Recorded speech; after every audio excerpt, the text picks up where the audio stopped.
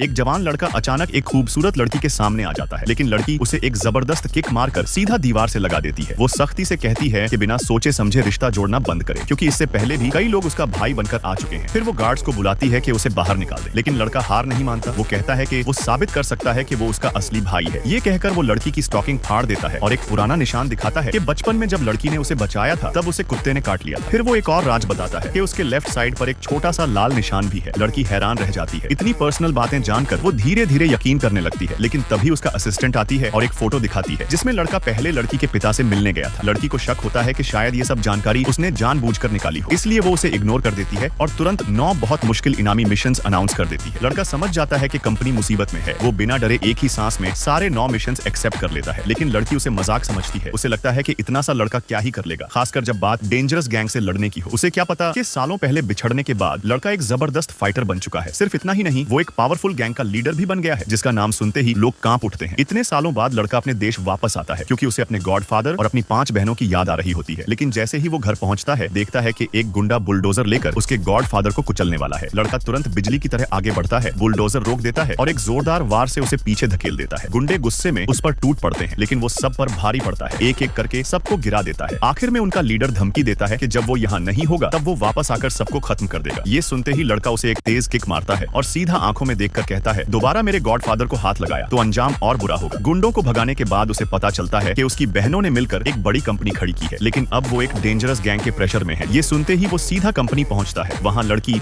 एक और मुसीबत में फंस चुकी होती है। गैंग का एक बिगड़ा हुआ अमीर लड़का अपने आदमियों के साथ वहाँ आता है और उसे तंग करता है। उसकी खूबसूरती देखकर वो उस पर बुरी नजर डालता है, लेकिन लड़की चुप नहीं रहती। वो उसे जोर का थप्पड़ जड़ देती है। गुस्से में वो लड़का धमकी देता है कि उसे दुनिया से गायब कर देगा। लड़की आंखों में आंसू लेकर धीरे से बोलती है, भाई माफ करना, शायद मैं तुम्हारा इंतजार नहीं कर पाऊंगी।